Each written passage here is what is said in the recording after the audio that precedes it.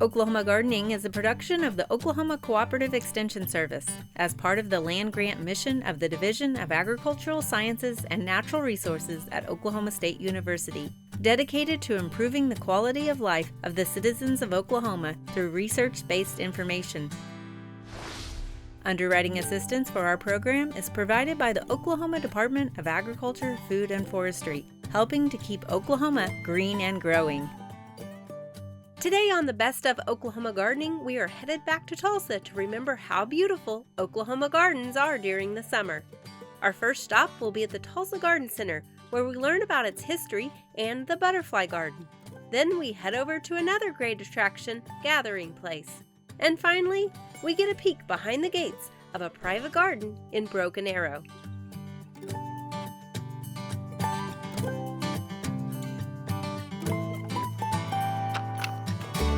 Ombre of sunset colors. It's not the flowers, right?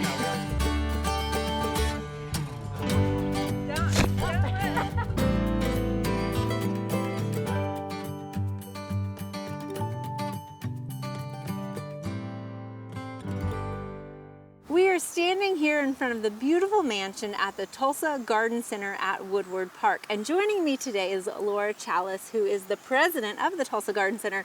Laura, thank you so much for having us here. I have been here since I was a kid, and I think so many people have been to an event here or been to the gardens to visit, Right. But we don't necessarily maybe know the history. Can you enlighten us a little bit about the history of the Tulsa Garden Center? Absolutely. So the Garden Center was actually founded in 1950, so many, many decades ago. We moved here to the Snedden Mansion in 1954. And we have been operating in Woodward Park as the longest standing managing partner of the city of Tulsa for all those years. Wow, excellent. So it houses not just gardens, but tell us all the activity that's going on here. Well, the unique thing about the Tulsa Garden Center is that we house 19 other nonprofit organizations. So that's why we say we are the horticultural hub of Tulsa. We have the Orchid Society, the Rose Society, the Perennial Club, African Violet Society, you name it, we have a society. Yeah. So that's the unique aspect. And I know actually as a kid, I would come here with my mom to some of these different society groups and Yes. stuff. And also so many people have weddings and senior photos taken. You had beautiful azaleas blooming a few weeks ago. Tell us a little bit about what all the property encompasses as well. So Woodward Park is just over 44 acres, and as the managing partner, the Tulsa Garden Center manages all of the permits, so the photography permits when people come to take their prom photos, the event permits if they wanted to get married out in the park or have a graduation ceremony or a class reunion. But then inside the mansion, we have big weddings, and that helps fund all of the fun horticultural aspects that we do. And if people have never been inside the mansion, tell us a little bit about what we can find inside that mansion. The mansion was built in 1920, so we are well over 100 years old. And it's as much as we can, we keep with the original look and feel that the family who built the mansion, the Travis family, and it's just gorgeous. It is, absolutely. It still Yes. has some of the original bathrooms that you can go in and different things. So let's talk a little bit. I know you guys are so involved in the community with education. Tell me a little bit about how people can get involved and what are some of those programs, whether it's a society or something that's being offered at the Teaching Garden. So yes, we definitely have a lot going on, a lot of ways to volunteer. So almost exclusively the park is managed by volunteers. That's what our programs. So we have our Teaching Garden and Visitor Center that you can volunteer for that. That's a more intensive programs, 12 weeks worth of instructional training. We have community volunteers that can just come and volunteer in the park.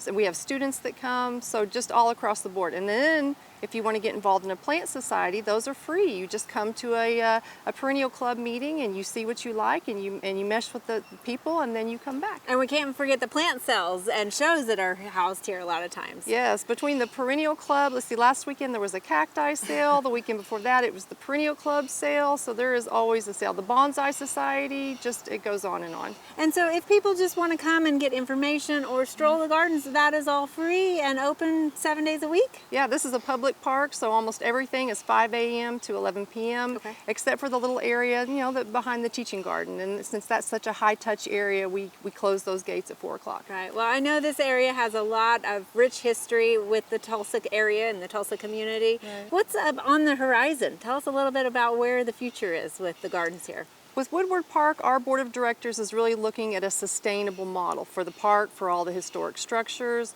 So we're looking at incorporating endowment funds and doing some big restoration projects. Right now we're working on a restoration for the Arboretum, which was a 1964 project of the Tulsa Garden Center.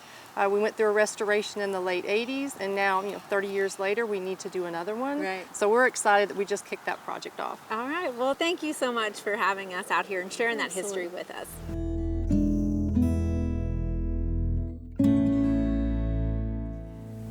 Today we are here at the Teaching Garden at Woodward Park, and if you haven't been here in a while, there are a lot of things going on, including this butterfly garden that we are standing in. Today joining us is Andy Fusco, who is the Director of Horticulture here. Andy, thanks so much for having us out. Thanks for coming. Summer is heating up, right? Yeah, it's a quick summer. And so we've got butterflies flying all around us, and I just love this beautiful butterfly garden that you have here. And of course, it's just getting started in the season, so things are going to warm up. Yep. But tell us a little bit about what went into the thought process of developing a butterfly garden. Well, all our gardens here at the Teaching Garden showcase what people can do in their own homes.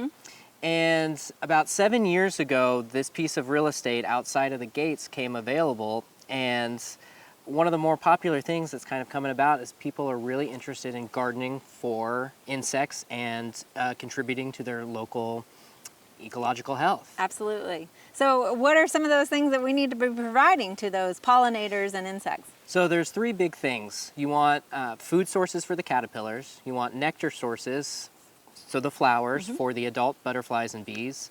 And then you want places that they can overwinter and stay warm throughout the winter. And a lot of times that one in particular people don't think about. Yeah. So we clean out the garden, right? Right. And people think about the monarch butterfly. Now they migrate, but most of our native insects and pollinators will hibernate overwinter in our own yards. All right. So what are some of the plants that fit those categories for us here?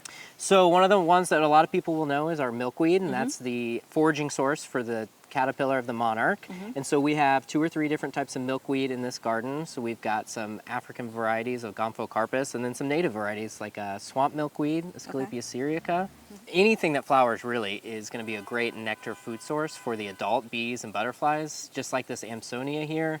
Even though the flowers appear small and it's still a beautiful plant to us, different sized pollinators are going to find those flowers and really enjoy the taste of them. And I think a lot of times the flowers is the important part, but we want things eating our vegetation in here, right? That's the forage that you're talking about with caterpillars. Yes. So for so long we thought like, oh, we don't want any bugs on our plants because otherwise they're going to be ugly. Right. But the whole point in this garden at least is for the caterpillars and the other bugs to be eating our plants and be a part of one big ecosystem. Right. And so a lot of those finer leaf foliage plants like fennel and dill or some parsley, I think, are some of the good ones. Your herbs, right? Yeah. Just like we find them tasty, the caterpillars do too. So we've got bronze fennel in here, we've got some rue, we've got dill, we have Italian parsley and curly leaf parsley, and those are favorites of the swallowtail. It's literally a smorgasbord for them here. Yeah. And so what about some of those overwintering plants that you mentioned are important? So we have some native grasses, specifically a north wind switchgrass,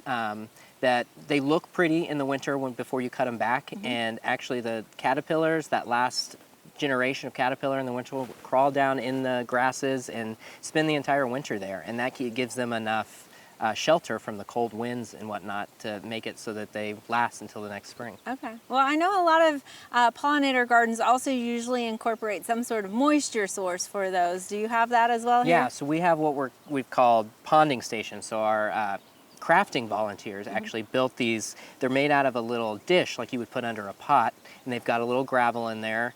And as you're watering or when the rain, it collects some water because, all animals need some water. Right. Some of our rock features also were selected when this garden was designed so that they would hold water after the rain or after a watering. Okay, so it's not like you have to bring in a whole water garden or No. anything, just kind of create those depressions. Right, you don't want them so big that then they're promoting one of our not so favorite insects, mosquitoes. Right, But, absolutely. yeah. So your title is, the teaching garden here. Tell me a little bit about some of the programs that happen and the education that might happen in this garden. So it's a little twofold. It's teaching in the sense that any member of the public can come see us Tuesday through Saturday, 9 to 4. And all throughout the garden, there's different areas that you can look at and figure out. Maybe you have a sunny spot or a shady spot, or you want to put a vegetable garden in or an herb garden. You can come here and get ideas for your own yard. But it's also mostly maintained by volunteers. And these volunteers don't just show up one day and dig in the dirt. They go through multi-week trainings. And so this fall we'll be relaunching our training program, and our volunteers will go through almost 70 hours of training. And then they give us time back as a trade-off for that. Well, it's a beautiful garden here, and I would encourage anybody that's in the Tulsa area to come over here to the teaching garden at Woodward Park to enjoy the beauty. Thank you so much, Andy. Thanks, Casey.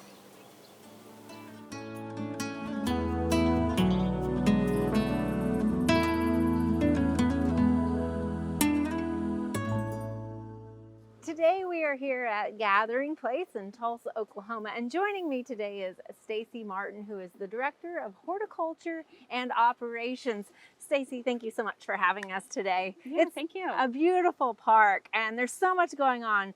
Tell us a little bit about the horticulture aspect of it. Yeah, so many people may have been to Gathering Place for some of our amazing playgrounds and some of our amazing events, but we actually have a really awesome landscape as well. Is designed to be wild, replica of some of Oklahoma's native ecosystems, and has very sustainable perennial displays. Starting in Adventure Play, one of our most popular areas, we have 300 trees that are original to this property that we spent a good amount of time figuring out how to preserve and how to protect and how to maintain their health. We then planted 6,000 additional trees. And as gardeners, we all love trees. We love the shade they provide. We love the ecosystems and the birds that the trees support. And we also really love the water, stormwater benefits and carbon sequestration. Absolutely. And so, I mean, trees are just one aspect of the whole ecosystem that you've created here. So behind us is the kind of the native area too? Yes, behind us we've got Peggy's Pond, and we've got our wetland gardens. Okay. Our wetland gardens is a way for the pond water to cycle through the gardens and filter out some of the pollution. We got a lot of red-winged blackbirds, and we get a lot of herons around here. And when you're at the pond, one of the most popular activities is to feed the fish. So tell us a little bit too, as we venture further in, because this is kind of up at the entrance, as we venture further into the park, I know it sort of represents the ecology of the whole state. Yep. How does that play out? So if you've driven down Riverside, you've seen some of our wildflowers. We have 16 acres of prairie. We've got short grass prairie, we've got tall grass prairie, and monarchs were recently declared endangered by the IUCN, so we're always planting milkweed. We can't wait to see our monarch migration come through in September and October. That's awesome. Some other areas, for your more traditional garden spaces, your more colored displays, one of my favorite places to visit is Sky Garden. Sky Garden has a number of different plants. They're always something in color. It overlooks the Arkansas River, and all of the species are perennial, so it's a really beautiful place. So it's a really great place to come as a gardener and kind of see what I need to plant in my garden to keep that season going throughout the year. Yes, exactly. It's a great place to come and learn about different species. We have over 400 species here, so there's something new for everybody. And I know there's also an area that kind of represents southeastern Oklahoma. Tell us a little bit about that. We have this pine palm area that replicates some of the pine palm gulch in southeastern Oklahoma.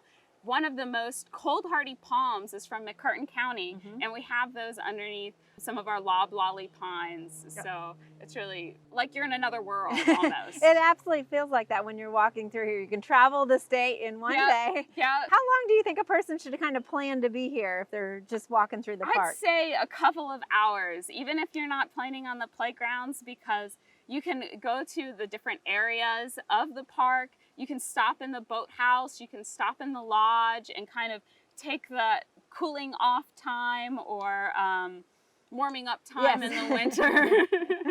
And you get a really different vista and a different view from all of those areas as well. Well, and there's actually a lot of topography, right? So we're right now kind of low on the lake here. Yep.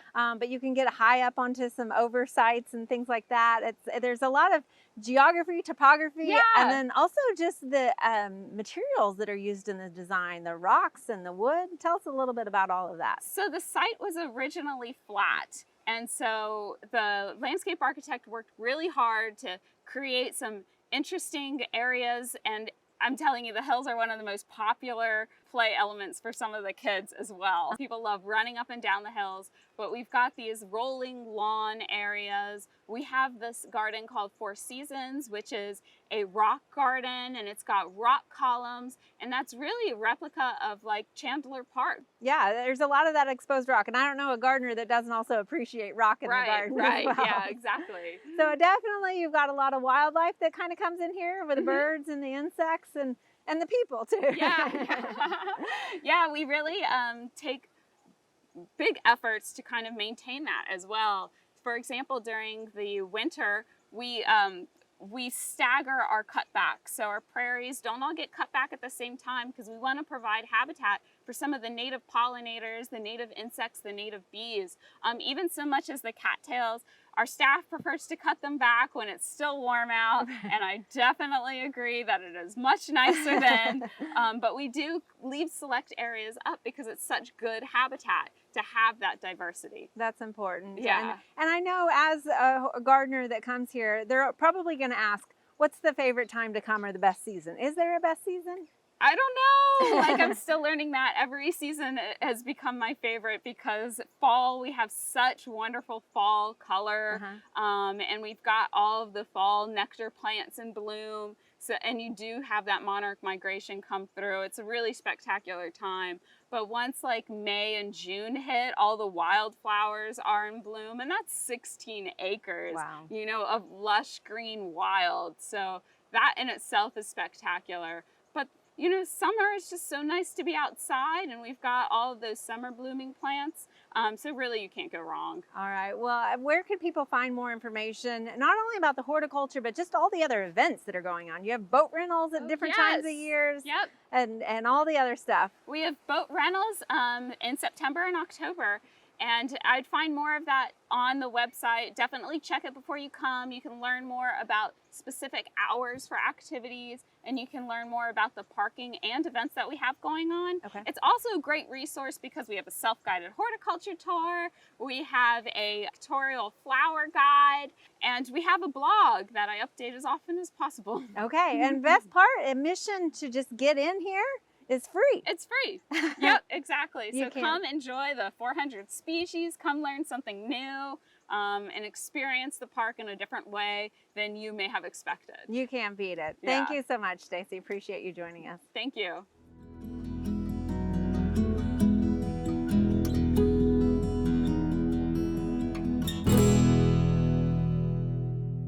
Today we are in Broken Arrow at Brent and Suzanne Geubelle's home. And I have to say, when I was driving through this neighborhood, Brent, I knew which house we were stopping at because this is just an explosion of color.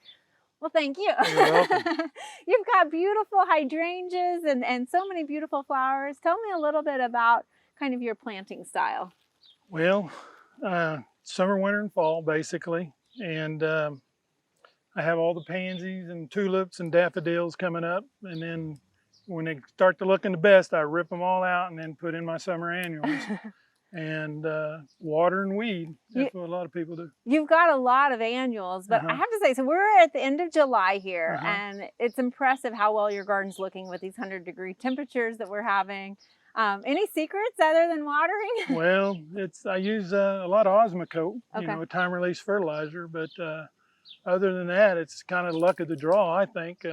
You know, some of it makes it, some of it don't. I just move it around where it's the happiest. Yeah. Yeah. Well, you were mentioning kind of your seasons your garden goes through. If it's this impressive in July, I can only imagine what it looks like in spring and fall. But tell me a little bit about some of those plants that you have that really will take off more in the spring and the summer, fall, and even in the wintertime, you've got some stuff tucked away. Yeah, yeah. Like I got the candy corn spirea, and it turns a really bright yellow. And we put in a lot of violas, like in the wheelbarrow area and stuff like that.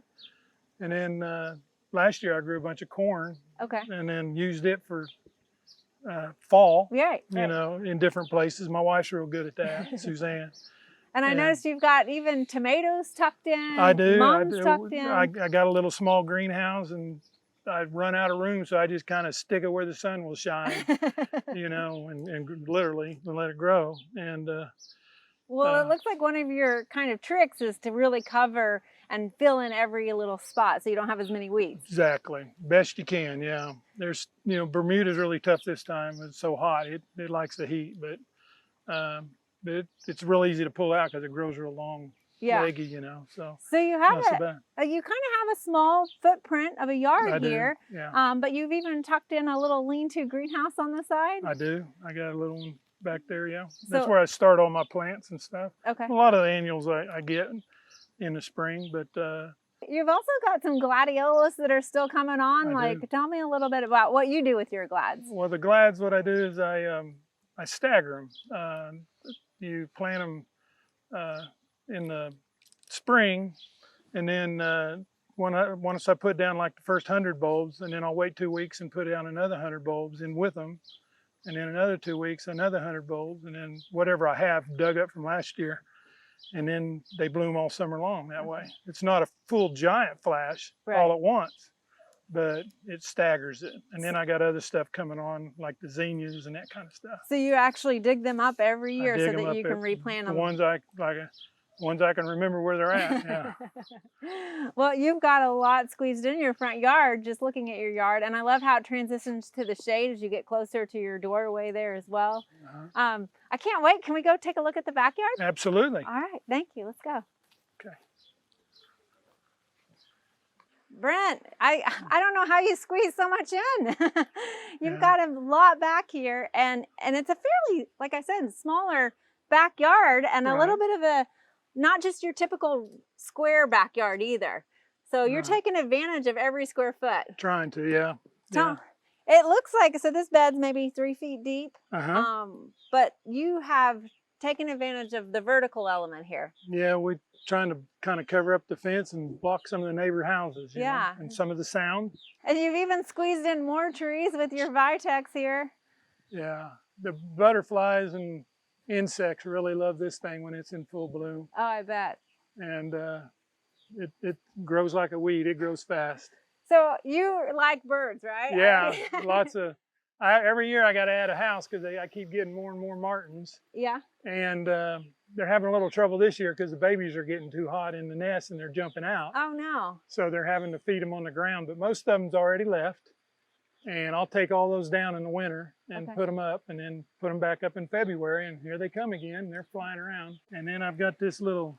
Is this for your dog? I was going to ask about that. He thinks it's his. He digs it up, everyone. He's just a puppy. That's Mr. Bentley. Okay.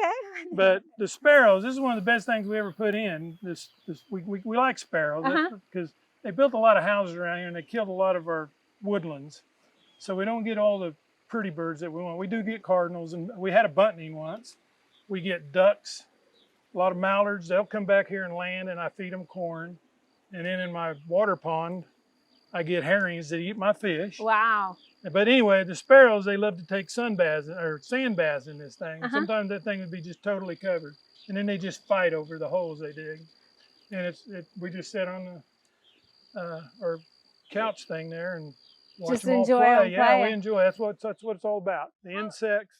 You've got, your bird bath here, but I think that's a feature sometimes people don't think about for birds is the dust bath that they like. I try to tell people, put in a dust pit or something, because they love that thing, especially in the hotter the better.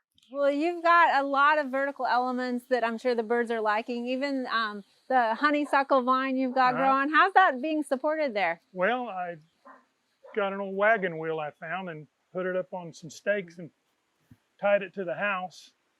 And kind of overhang now, it's turning into a big kind of ball now. But. When we talk about gardening and design, we always talk about having those little spaces to kind of discover. And you've definitely done this in a smaller yard here. So not only the water garden, but also I mean, it's hot, right? So it's you hot. have a little respite here. Yeah, we got a little umbrella. It's really cool, a lot cooler down here at night. The South Carolina jasmine will grow over this whole entire thing, and it'll be the prettiest yellow in the spring. You know, we got to have all the different colors. Yeah. And it's a bird magnet. And I assume the sunflowers are for the birds? They are. I grow them, I kind of start them and plant them at different times.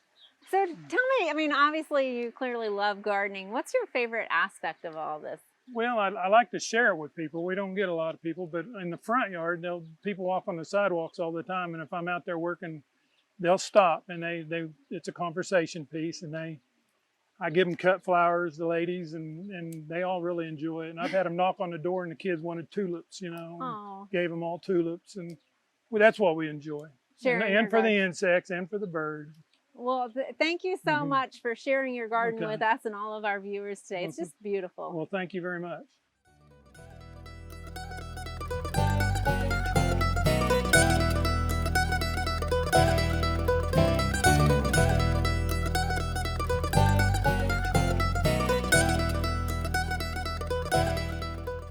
Pecans are a favorite this time of year. Join us next week as we take a closer look at one of Oklahoma's most popular horticulture crops.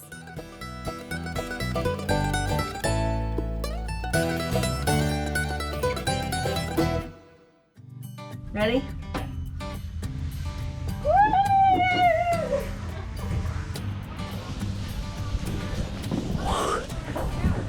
That's a blast.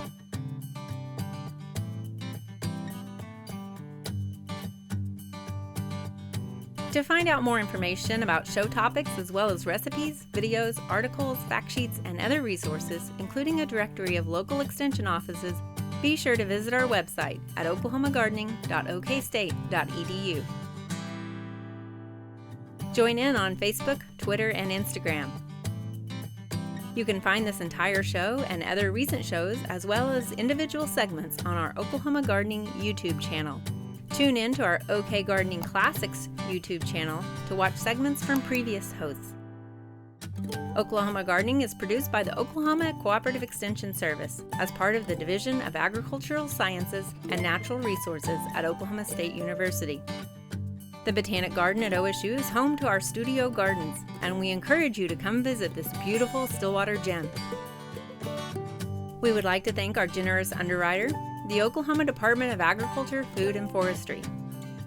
Additional support is also provided by Pond Pro Shop, Greenleaf Nursery and the Garden Debut Plants, the Tulsa Garden Center at Woodward Park, the Oklahoma Horticultural Society, Smart Pot, and the Tulsa Garden Club.